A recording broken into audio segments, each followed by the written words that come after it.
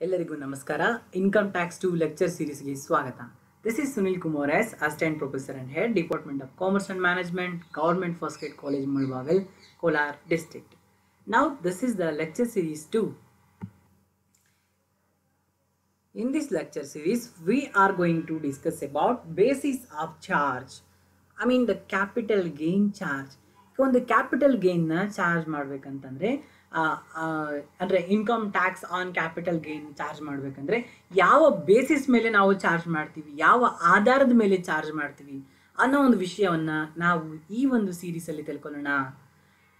So under this head, the computation of taxable income depends on the type of capital gain, long term or short term.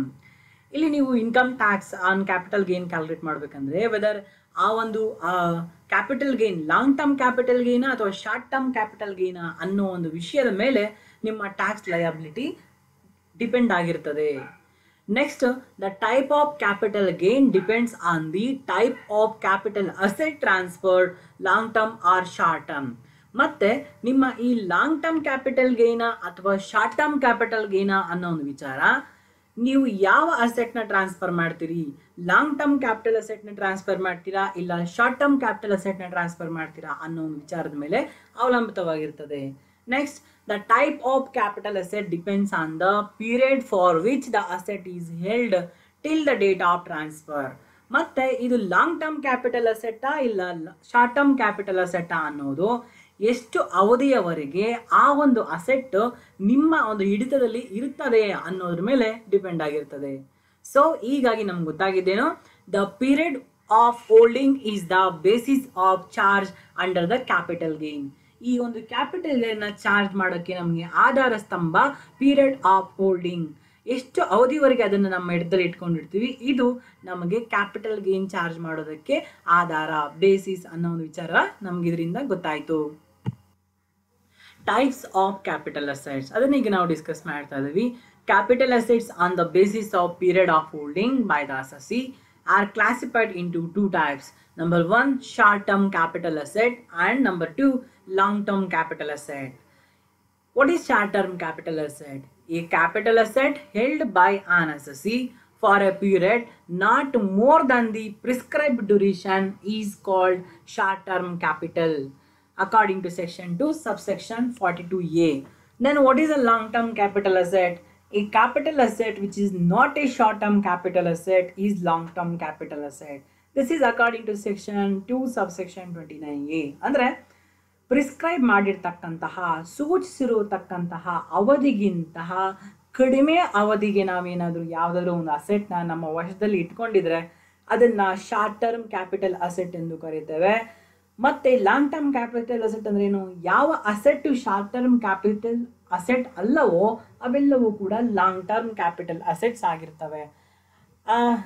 Next, the following table summarise the different types of nature of capital asset. ಈಗ ನಾನು ನಿಮ್ಗೆ ಹೇಳ್ತಾ ಇದ್ದೆ ಈಗಾಗಲೇ prescribed ಟೈಮ್ವರೆಗೂ hold ಮಾಡಿರ್ತಕ್ಕಂತಹ assets ಅಂತ. ಇಲ್ಲಿ prescribed period ಅಂದರೆ ಏನು, ಯಾವ್ಯಾವ ಅಸೆಟ್ಗೆ ಎಷ್ಟೆಷ್ಟು ಪ್ರಿಸ್ಕ್ರೈಬ್ಡ್ ಪೀರಿಯಡ್ ಆಫ್ ಟೈಮ್ ಇರ್ತದೆ ಅದನ್ನು ನಾವೀಗ ಗಮನಿಸೋಣ. ಈಗ ನೋಡೋಣ ಟೈಪ್ ಆಫ್ ಅಸೆಟ್ ಮತ್ತು ಅವು ಎಷ್ಟು ಅವಧಿವರೆಗೆ ಹೋಲ್ಡ್ ಮಾಡಿದರೆ ಅದು ಶಾರ್ಟ್ ಟರ್ಮ್ ಅಥವಾ ಲಾಂಗ್ ಟರ್ಮ್ ಆಗುತ್ತದೆ ಅಂತ ನೋಡೋಣ. ಮೊದಲನೇದಾಗಿ ಶೇರ್ಸ್ ಅಂದರೆ equity shares or preference shares and securities listed on a recognised stock exchange of India. So ಇಲ್ಲಿ ಶೇರ್ಸ್ ಆಗಿರ್ಬೋದು ಅಥವಾ ಸೆಕ್ಯೂರಿಟೀಸು ಅಂದರೆ ನಾವು ಬೆಳಗ್ಗೆ ನೋಡಿದ್ವಲ್ಲ, ಮಾರ್ನಿಂಗ್ ಸೆಷನಲ್ಲಿ ಆರ್ ಫಸ್ಟ್ ಸೆಷನಲ್ಲಿ ನೋಡಿದ್ವಲ್ಲ ಯಾವ್ಯಾವುದು ಸೆಕ್ಯೂರಿಟೀಸ್ ಲಿಸ್ಟ್ ಅದರಲ್ಲಿ ಬರ್ತವೆ ಅಂತ, ಆ ಸೆಕ್ಯೂರಿಟೀಸು ರೆಕಗ್ನೈಸ್ಡ್ ಸ್ಟಾಕ್ ಎಕ್ಸ್ಚೇಂಜಸಲ್ಲಿ ಏನಾದರೂ ಲಿಸ್ಟ್ ಆಗಿದ್ದರೆ ಮತ್ತು units of UTI, units of equity oriented mutual funds, zero coupon bonds for the is of preference, these assets can be termed as financial assets. ಇವೆಲ್ಲವನ್ನ financial assets ಅಂತ ಹೇಳ್ಬಿಟ್ಟು ಕರಿತೇವೆ. These are held for less than or equal to 12 months, 12 ತಿಂಗಳು ಅಥವಾ ಅದಕ್ಕಿಂತ ಕಡಿಮೆ ಅವಧಿಗೆ ನೀವು ಇದನ್ನು ವಶದಲ್ಲಿ ಇಟ್ಕೊಂಡಿದ್ರೆ ಇದನ್ನು ಶಾರ್ಟ್ ಟರ್ಮ್ ಅಂತೀವಿ.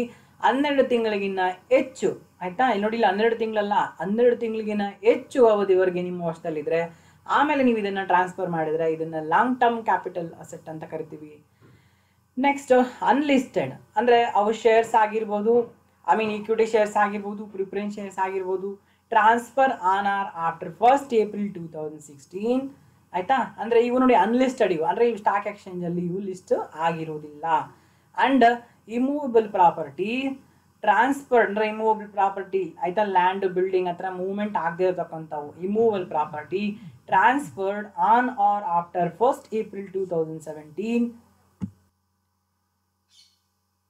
ದೀಸ್ ಆರ್ ಕಾಲ್ಡ್ ಅಸ್, ಇವುಗಳನ್ನ ಸ್ಪೆಷಲ್ ಕ್ಯಾಟಗರಿ ಅಸೆಟ್ಸ್ ಅಂತ ಹೇಳ್ಬಿಟ್ಟು ನಾವು ಕರಿತೀವಿ.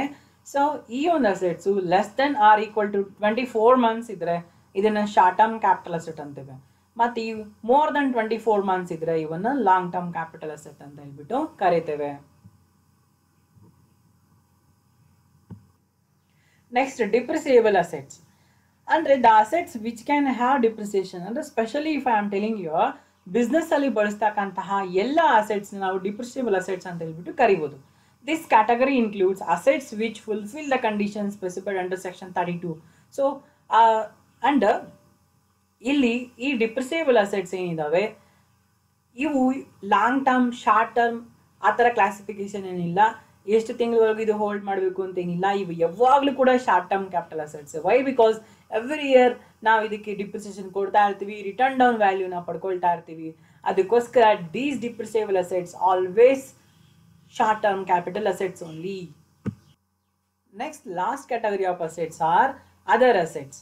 ಅಂದರೆ asset not covered under above category. Above ಕ್ಯಾಟಗರಿಲಿ ಫೈನಾನ್ಷಿಯಲ್ ಅಸೆಟ್ಸ್ ನೋಡಿದ್ವಿ, ಸ್ಪೆಷಲ್ ಕ್ಯಾಟಗರಿ ಅಸೆಟ್ಸ್ ನೋಡಿದ್ವಿ, ಆಮೇಲೆ ಡಿಪ್ರಿಸಿಯೇಬಲ್ ಅಸೆಟ್ಸ್ ನೋಡಿದ್ವಿ. ಯಾವುದ್ರಲ್ಲೂ ಬರದೇ ಇರತಕ್ಕಂಥ ಅಸೆಟ್ಸ್ನ ಅದರ್ ಅಸೆಟ್ಸ್ ಅಂತ ಕರಿತೀವಿ. ನಾರ್ಮಲ್ ಆಗಿ ಯಾವ ಇರ್ತವೆ? ಮೂವೇಬಲ್ ಅಸೆಟ್ಸ್ ಇರ್ತವೆ. So unlisted securities and units of debt oriented fund R covered under this category. ಇದರಲ್ಲಿ ಅನ್ಲಿಸ್ಟೆಡ್ ಸೆಕ್ಯೂರಿಟೀಸು ಮತ್ತು units of debt oriented funds ಅವು ಕೂಡ ಇಲ್ಲಿ ಬರ್ತವೆ.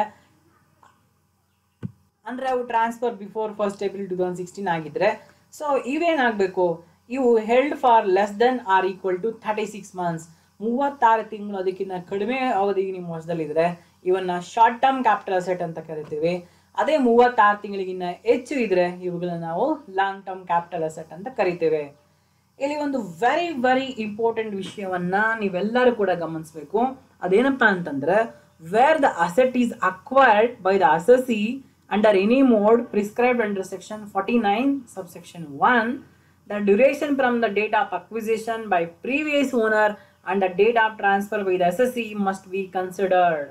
ಇಲ್ಲಿ ನಾವು ಡ್ಯೂರೇಷನ್ ಈಗ ಏನಪ್ಪ ಅಂತಂದ್ರೆ, ಅಸೆಟ್ನ ನಾನೇ ಕೊಂಡ್ಕೊಂಡಿದ್ರೆ ಅಸೆಸಿ ಆ ಡೇಟ್ ಅಕ್ವಿಸಿಷನ್ ಡೇಟ್ ಆಗುತ್ತೆ. ಆದರೆ ನಾನು ಅಸೆಸಿ ಅದನ್ನ ನಾನು ಕೊಂಡ್ಕೊಂಡಿಲ್ಲ, ಅಂಡರ್ ಸೆಕ್ಷನ್ 49(1) ಪ್ರಕಾರ ತಗೊಂಡಿದ್ದೀನಿ. ಅಂದರೆ ಗಿಫ್ಟ್ ಕೊಟ್ಟಿರೋದು ಆಯ್ತಾ, ನಮ್ಮ ಅಪ್ಪಯಿಂದ ನನಗೆ ವಿಲ್ಲಲ್ಲಿ ಬಂದಿರೋದು, ಇರ್ರಿಕವರಬಲ್ ಟ್ರಸ್ಟಲ್ಲಿ ಬಂದಿರೋದು ಆಯ್ತಾ, ಈ ಥರ ಅಂಡ್ ಇಂದು ಅನ್ಡಿವೈಡೆಡ್ ಫ್ಯಾಮಿಲಿ ಪಾರ್ಟ್ರೇಷನ್ ಆದಾಗ ಬಂದಿರೋದು, ಅಮಾಲ್ಗಮೇಷನ್ ಆದಾಗ ಬಂದಿರೋದು, ಮರ್ಜರ್ ಆದಾಗ ಬಂದಿರೋದು, ಈ ಥರ ಬಂದಾಗ ನಾವು ಡೇಟ್ ಆಫ್ ಅಕ್ವಿಸಿಷನ್ ಯಾವ್ದು ತೊಗೊಳ್ಬೇಕಂದ್ರೆ, ನನಗೆ ಅವ್ರು ಕೊಟ್ಟರಲ್ಲ ಆ ಡೇಟ್ ತೊಗೊಳ್ಬಾರ್ದು. ನನಗೆ ಕೊಟ್ಟಂತಹ ಪ್ರೀವಿಯಸ್ ಓನರು ಯಾವ ಡೇಟ್ ಪರ್ಚೇಸ್ ಮಾಡಿದ್ದ ಆ ಡೇಟನ್ನು ಡೇಟ್ ಆಫ್ ಅಕ್ವಿಸಿಷನ್ ಅಂತ ಹೇಳ್ಬಿಟ್ಟು ನಾವು ಕನ್ಸಿಡರ್ ಮಾಡಬೇಕು. ಅಲ್ಲಿಂದ ಮಾರಿದ ಡೇಟ್ ಆಫ್ ಅಕ್ವಿಸಿಷನ್ ಅಂದರೆ ಪ್ರೀವಿಯಸ್ ಓನರ್ ತಗೊಂಡಲ್ಲ, ಅಲ್ಲಿಂದ ಮತ್ತೆ ನಾನು ಮಾರಿದ ಡೇಟ್ವರೆಗೂ ನೀವು ಆ ಅವಧಿಯನ್ನು ಕ್ಯಾಲ್ಕುಲೇಟ್ ಮಾಡಿ ಅದು ಲಾಂಗ್ ಟರ್ಮ ಶಾರ್ಟ್ ಟರ್ಮ ಅಂತ ಹೇಳ್ಬಿಟ್ಟು ಡಿಸೈಡ್ ಮಾಡಬೇಕು. ಈಗ ತಾನೇ ನಾನು ನಿಮ್ಗೆ ಹೇಳಿದ್ನಲ್ವಾ, ಅಂಡರ್ ಸೆಕ್ಷನ್ 49 subsection 1 ಪ್ರಕಾರ ನಿಮ್ಗೇನಾದರೂ ಅಸೆಟ್ ಬಂದಿದ್ರೆ ನೀವೇನು ಮಾಡಬೇಕು, ಅಕ್ವಿಸಿಷನ್ ಡೇಟು ನಿಮಗೆ ಯಾವಾಗ ಕೊಟ್ಟರೋ ಅದನ್ನು ತಗೊಳ್ಬಾರ್ದು. ಆ ಪ್ರೀವಿಯಸ್ ಇಯರ್ ಓನರ್ ನಿಮಗೆ ಕೊಟ್ಟಂಥ ಓನರ್ ಯಾವಾಗ ಅದನ್ನು ರಿಯಲ್ ಆಗಿ ಪರ್ಚೇಸ್ ಮಾಡಿದ ಅಥವಾ ಕನ್ಸ್ಟ್ರಕ್ಟ್ ಮಾಡಿದ ಆ ಡೇಟ್ನ ಕನ್ಸಿಡರ್ ಮಾಡಬೇಕು ಅಂತ. ಸೊ ಇಲ್ಲಿ ಯಾವುದು ಆ ಅಂಡರ್ ಸೆಕ್ಷನ್ 49 ಅಂತ ನೋಡೋಣ.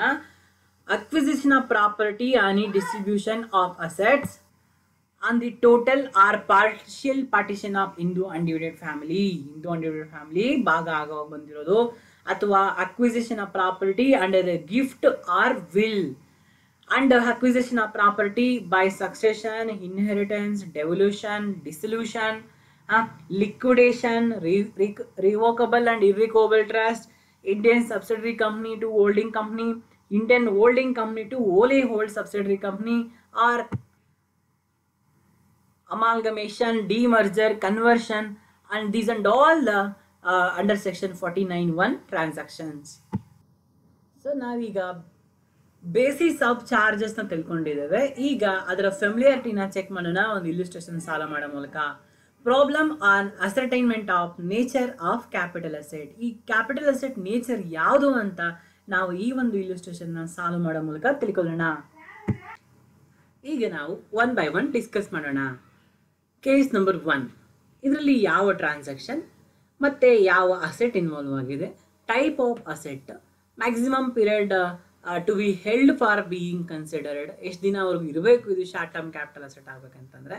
Next, was the asset acquired under the mode of prescribed under section 49(1), ಅಥವಾ duration between date of acquisition of assets and assessee and date of its transfer by assessee ಎಷ್ಟು ದಿನ ಆಗಿದೆ. Next finally nature of capital asset ಯಾವುದು, ಈ nature of capital asset ಯಾವುದು ಅನ್ನೋದನ್ನ determination ಮಾಡ್ತಕ್ಕಂಥದ್ದು ನಮ್ಮ ಈ ಒಂದು ಇಲ್ಯುಸ್ಟ್ರೇಷನ್. ಈಗ ಮೊದಲನೇ ಟ್ರಾನ್ಸಾಕ್ಷನ್ ನೋಡೋಣ. Mister V sold is residential building acquired in July 1994 on 5th September 2018. Mister V ಅನ್ನತಕ್ಕಂಥವನು ಅವನ ಒಂದು ವಾಸ ಮಾಡ್ತಾ ಇರತಕ್ಕಂಥ ಬಿಲ್ಡಿಂಗ್ನ 2018 ಸೆಪ್ಟೆಂಬರ್ 5ರಲ್ಲಿ ಮಾರಿದ್ದಾನೆ. ಅದನ್ನು ನಾನು ಅಕ್ವೈರ್ ಮಾಡ್ಕೊಂಡಿರೋದವಾಗ ಜುಲೈ 1994. ಈಗ ನೋಡೋಣ ಇಲ್ಲಿ ಯಾವ ಅಸೆಟ್ ಇನ್ವಾಲ್ವ್ ಆಗಿದೆ. Residential building. ಯಾವ ಟೈಪ್ ಇದು, ಇಮೂವೇಬಲ್ ಪ್ರಾಪರ್ಟಿ. ಮ್ಯಾಕ್ಸಿಮಮ್ ಪೀರಿಯಡ್ ಎಷ್ಟಿರಬೇಕು, ಇದು 24 months ಇದ್ದರೆ ಅದಕ್ಕಿಂತ ಹೆಚ್ಚಿರಬೇಕು. ಏನಕ್ಕೆ, ಇದು ಲಾಂಗ್ ಟರ್ಮ್ ಆಗಬೇಕಂದ್ರೆ.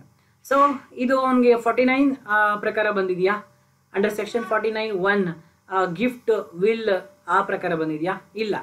ನೆಕ್ಸ್ಟು ಇದು 24 monthsಗಿನ ಜಾಸ್ತಿ ಇದೆಯಾ, ಎಸ್. ಯಾಕಂದರೆ ನೋಡಿ ಇಲ್ಲಿ ಗಮನಿಸಿ, 1994 ಪರ್ಚೇಸ್ ಮಾಡಿರೋದು, 2018 ಅವನು ಮಾರ್ತಾ ಇರ್ತಕ್ಕಂಥದ್ದು. 1994 ಪರ್ಚೇಸ್ ಮಾಡಿ 2018 ಮಾರ್ತಾ ಇದ್ದಾನೆ. ಅಲ್ಲಿಗೇನಾಯಿತು, 24 ತಿಂಗಳಲ್ಲ, ಇನ್ನೂ ಜಾಸ್ತಿನೇ ಇದೆ. ಇಲ್ಲಿ ಸುಮಾರು ಒಂದು 24 ವರ್ಷನೇ ಇದೆ.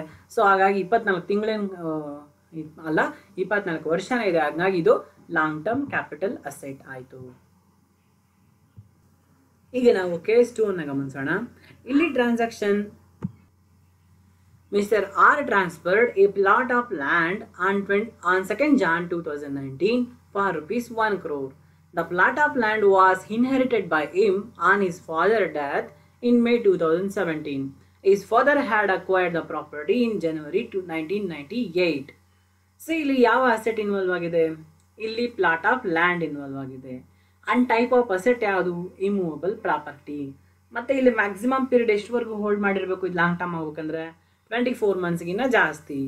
ಆ್ಯಂಡ್ ಇದು ಅಂಡರ್ ಸೆಕ್ಷನ್ 49 ಬಂದಿದೆಯಾ, ಹೌದು. ಯಾಕಂದರೆ ಅವನಿಗೆ ಇನ್ಹೆರಿಟೆನ್ಸ್ ಆಗಿದೆ.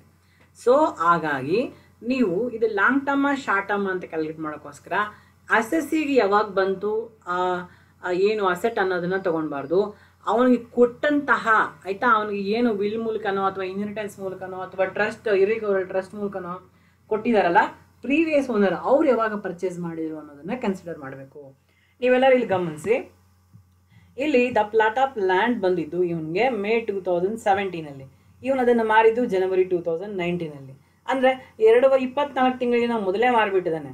ಆದರೂ ಇದು ಲಾಂಗ್ ಟರ್ಮ್ ಅಂತ ಇಲ್ಲಿ ಹೇಳಿದ್ದೀವಿ. ಯಾಕಂದರೆ ನಾವು ಕನ್ಸಿಡರ್ ಮಾಡಿರೋದು ಈ ಅಸೆಸ್ಸಿಗೆ ಯಾವತ್ತು ಬಂತು ಅದಲ್ಲ, ಪ್ರೀವಿಯಸ್ ಓನರ್ ಇವನಿಗೆ ಇನ್ಹೆರಿಟೆನ್ಸ್ ಮಾಡಿದ್ನಲ್ಲ, ಬಡವಳಿಯಾಗಿ ಕೊಟ್ಟಿದ್ದಾನಲ್ವಾ, ಪ್ರೀವಿಯಸ್ ಓನರ್ ಯಾವತ್ತು ಪರ್ಚೇಸ್ ಮಾಡ್ದ ಅದನ್ನು ತಗೊಂಡಿದ್ದೇವೆ. ಅಂದರೆ 1998 ಜನವರಿ 1998 ತಗೊಂಡಿದ್ದೇವೆ. ಈ ಥರ ನಾವು ಮಾಡಬೇಕಾಗಿರೋದು. ಬರೀ ಆ ಒಂದು ಅಸೆಟ್ಟು ಅಂಡರ್ ಸೆಕ್ಷನ್ 49(1) ಪ್ರಕಾರ ಇನ್ಹೆರಿಟೆನ್ಸು, ಗಿಫ್ಟು, ವಿಲ್, ಪಾರ್ಟಿಷನ್ ಟೈಮಲ್ಲಿ ಬಂದಿದ್ರೆ ಮಾತ್ರ. ಅಕಸ್ಮಾತ್ ಮಿಸ್ಟರ್ ಅಸೆಸ್ ಏನಾದರೂ ಅವ್ರ ಅಪ್ಪಯಿಂದ ಇದನ್ನು ಗಿಫ್ಟಾಗಿ ಕೊಂಡ್ಕೊಂಡು ಬಿಟ್ಟಿದ್ರೆ ಮತ್ತೆ ಯಾವತ್ತು ಕೊಂಡ್ಕೊಂಡ, ಯಾವತ್ತು ಅವ್ನಿಗೆ ಅಸೆಸ್ಸಿಗೆ ಬಂತು ಅವತ್ತಿಂದನೇ ನಾವು ಕನ್ಸಿಡರ್ ಮಾಡಬೇಕಾಗಿತ್ತು. ಬಟ್ ಇಲ್ಲಿ ಕೊಂಡ್ಕೊಂಡಿಲ್ಲ, ಸೇಲ್ ಆಗಿಲ್ಲ, ಬಟ್ ಅಂಡರ್ ಸೆಕ್ಷನ್ 49 ಆಗಿರೋದ್ರಿಂದ ನಾವು ಆ ಪ್ರೀವಿಯಸ್ ಓನರ್ದು ಯಾವ ಡೇಟ್ ಇದೆ ಅದರಿಂದನೇ ನಾವು ಅಕ್ವಿಸಿಷನ್ ಡೇಟ್ ಅಂತ ಕನ್ಸಿಡರ್ ಮಾಡಬೇಕು. ಹಾಗಾಗಿ it is more than 24 months, ಹಾಗಾಗಿ ಲಾಂಗ್ ಟರ್ಮ್ ಆಯಿತು. ಈಗ ಡಿಸ್ಕಸ್ ಮಾಡೋಣ case 3. Mister A sold jewellery acquired by him on 19 July 2017 for rupees 25 lakh on 22nd August 2018. ಅಂದರೆ ಇಲ್ಲಿ ಅಸೆಟ್ ಯಾವುದು, jewellery. Type of asset other asset ಅಲ್ವಾ ಇದು. So ಇದು ಲಾಂಗ್ ಟರ್ಮ್ ಆಗ್ಬೇಕಂದ್ರೆ ಎಷ್ಟು ದಿನ ಹೋಲ್ಡ್ ಮಾಡಿರಬೇಕು, ಅದರ್ ಆದರೆ 36 months. ನೆಕ್ಸ್ಟ್ ಇದು 49 ಪ್ರಕಾರ ಬಂದಿದೆಯಾ? ಇಲ್ಲ, ಅವನೇ ಕೊಂಡ್ಕೊಂಡಿರೋದು. ಸೊ ಇಲ್ಲಿ ನೋಡಿ, ಇದು 36 ತಿಂಗಳು ಇತ್ತಾ? ಈ ಸೋಲ್ಡ್ ಅಕ್ವೈರ್ಡ್ ಮಾಡ್ಕೊಂಡಿರೋದು 19 ಜುಲೈ 2017, ಮಾರಿರೋದು ಬಂದು 22 ಆಗಸ್ಟ್ 2018, ಆಯಿತಾ? Not less than 36 months. ಹಾಗಾಗಿ ಇದೇನಾಯಿತು? ಶಾರ್ಟ್ ಟರ್ಮ್ ಕ್ಯಾಪಿಟಲ್ ಅಸೆಟ್ ಆಯಿತು. Case 4. Mister J sold listed debenture of M limited allotted to him on 9th August 2017 on 16th October 2018. ಇಲ್ಲಿ ಮಿಸ್ಟರ್ ಎಮ್ಗೆ ಡಿಬೆಂಚರ್ಸು ಬಂದಿರ್ತದೆ. ಯಾವತ್ತು ಬಂದಿರ್ತದೆ ಅವನಿಗೆ? 2017 ಆಗಸ್ಟಲ್ಲಿ. ಅದನ್ನು ಅವನು 2018 ಅಕ್ಟೋಬರಲ್ಲಿ ಮಾಡ್ತಾನೆ. ಇಲ್ಲಿ ಅಸೆಟ್ ಯಾವುದಿದು? ಲಿಸ್ಟೆಡ್ ಡಿಬೆಂಚರ್, ಹೌದಾ? ಮತ್ತು ಇದು ಯಾವುದು? ಫೈನಾನ್ಷಿಯಲ್ ಅಸೆಟ್ ಆಗುತ್ತೆ. ಮತ್ತು ಫೈನಾನ್ಷಿಯಲ್ ಅಸೆಟ್ ಎಷ್ಟು ತಿಂಗಳಿದ್ರೆ ನಿಮಗೆ ಅದು ಲಾಂಗ್ ಟರ್ಮ್ ಆಗುತ್ತೆ? 12 months. ಸೊ ಇದು ಅವನಿಗೆ 49 ಪ್ರಕಾರನೂ ಬಂದಿಲ್ಲ. ಮತ್ತು ಇದು 12 months ಇದೆಯಾ? ಹೌದು, 12 months ಇದೆ. ಹಾಗಾಗಿ ಇದೇನಾಗುತ್ತೆ?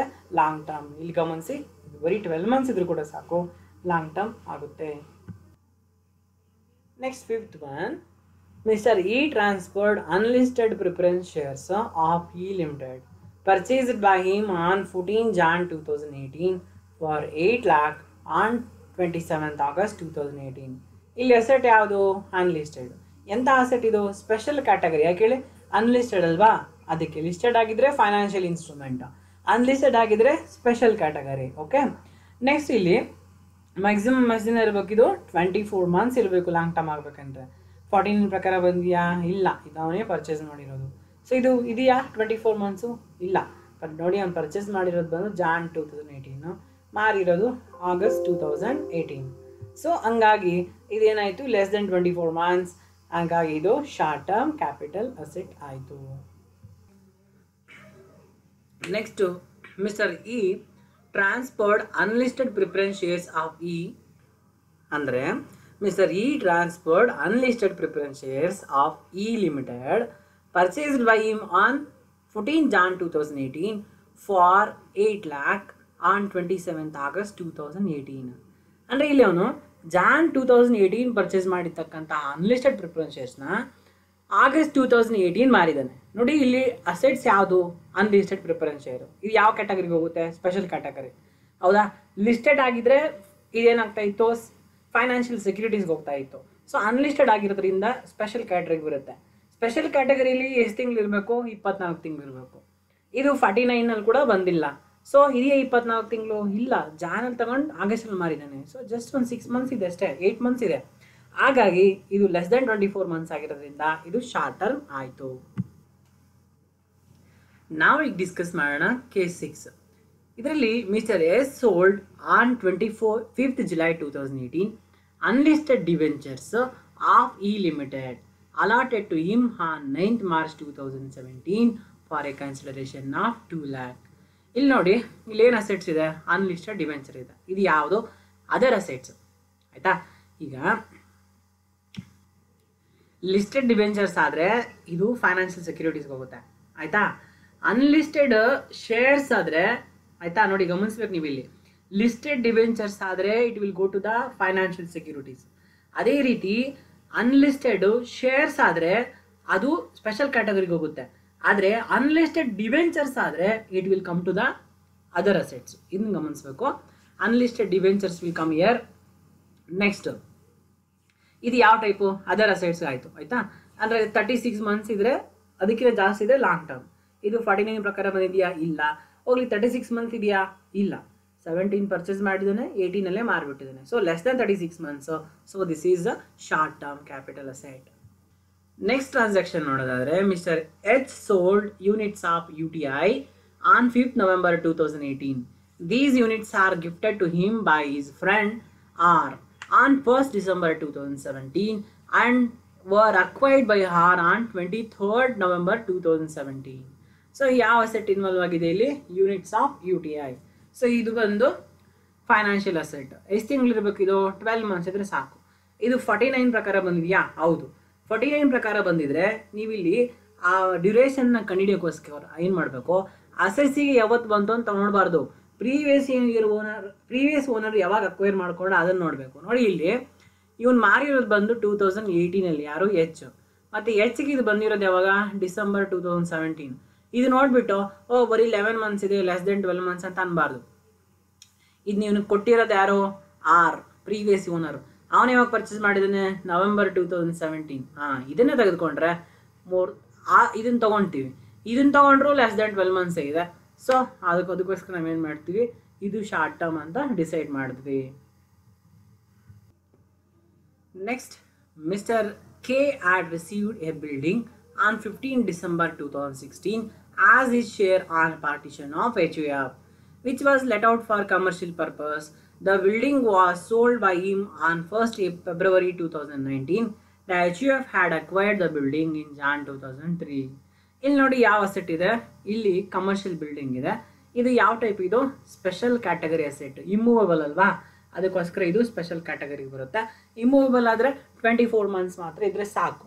ಮತ್ತು ಇದು 49 ಪ್ರಕಾರ ಬಂದಿದೆಯಾ, ಹೌದು, ಹಿಂದೂ ಅನ್ಡಿವೈಡ್ ಫ್ಯಾಮಿಲಿ ಭಾಗ ಆಗುವಾಗ ಬಂದಿರತಕ್ಕಂಥದ್ದು ಅವನಿಗೆ, ಆಯಿತಾ. ಅಂದರೆ ಟ್ರಾನ್ಸ್ಫರ್ 49 ಪ್ರಕಾರ ಬಂದಿರತಕ್ಕಂಥದ್ದು, ಇದು ಟ್ರಾನ್ಸ್ಫರ್ ಆಗಿ ಬಂದಿರೋದಲ್ಲ, ಆಯಿತಾ, ಗಿಫ್ಟ್ ಆಗಿ ಬಂದಿರೋದು. ಸೊ ಹಂಗಾಗಿ ಇದು what ever it is, so immovable property ಆಗಿರೋದ್ರಿಂದ ಇದು 24 ಮಂತ್ಸ್ಗಿಂತ ಜಾಸ್ತಿ ಇದ್ರೆ ಸಾಕು. ನೋಡಿ ಇಲ್ಲಿ ನಾವು ಕನ್ಸಿಡರ್ ಮಾಡೋಣ, ಅವ್ನು ಮಾರಿರೋದು ಇದನ್ನು 15 ಡಿಸೆಂಬರ್ 2016, ಹೌದಾ, ಸಾರಿ ಮಾರಿರೋದು ಬಂದು ಫೆಬ್ರವರಿ 2019, ಆಯಿತಾ, 1st February 2019. ಆ್ಯಂಡ್ ಅವ್ನು ಬಂದಿರೋದು ಯಾವಾಗ 2016 ಡಿಸೆಂಬರಿಗೆ ಅವ್ನು ಬಂದಿರೋದು. ಆದರೆ ನೀವು ಇದನ್ನೇ ಕನ್ಸಿಡರ್ ಮಾಡಬಾರ್ದು, ಯಾಕಂದರೆ ಇದು ಬಂದು ಟ್ರಾನ್ಸ್ಫರ್ ಆಗಿರೋದ್ರಿಂದ ನೀವೇನು ಮಾಡಬೇಕು, ಆ ಹಿಂದೂ ಅನ್ಡಿವೈಡ್ ಫ್ಯಾಮಿಲಿ ಅದು ತಗೊಂಡಿತ್ತಲ್ಲ ಅದು ಕನ್ಸಿಡರ್ ಮಾಡಬೇಕು. ಅದು ತಗೊಂಡಿರೋದು 2003. ಸೊ ನೀವು ಡ್ಯೂರೇಷನ್ ತೊಗೊಳ್ಳಿ, 2003 ಇಂದ 2019ವರೆಗೂ ಕನ್ಸಿಡರ್ ಮಾಡಿ, ಮೋರ್ ದೆನ್ 24 ಮಂತ್ಸ್ ಇದೆ, ಹಂಗಾಗಿ ಲಾಂಗ್ ಟರ್ಮ್.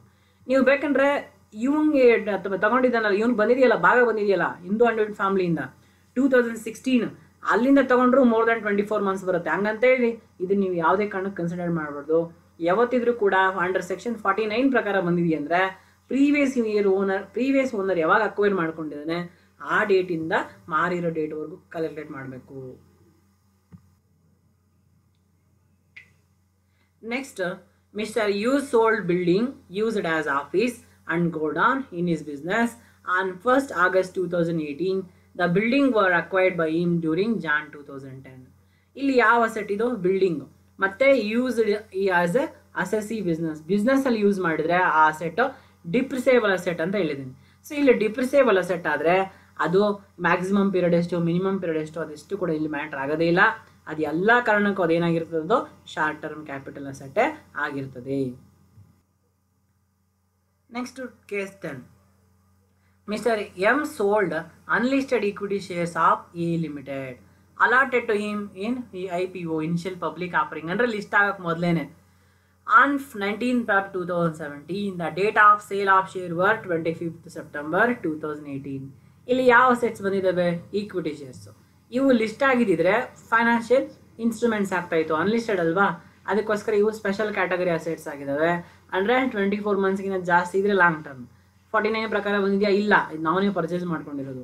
ಸೊ ಇದೆಷ್ಟು ದಿನ ಇದೆ ನೋಡಿ, ತಗೊಂಡಿರೋದು ಬಂದು ಫೆಬ್ರವರಿ 2017, ಮಾರಿರೋದು 18, ಅಂದರೆ 24 ಮಂತ್ಸ್ಗಿಂತ ಕಡಿಮೆ ಇದೆ, ಹಂಗಾಗಿ ಇದು ಶಾರ್ಟ್ ಟರ್ಮ್ ಕ್ಯಾಪಿಟಲ್ ಅಸೆಟ್.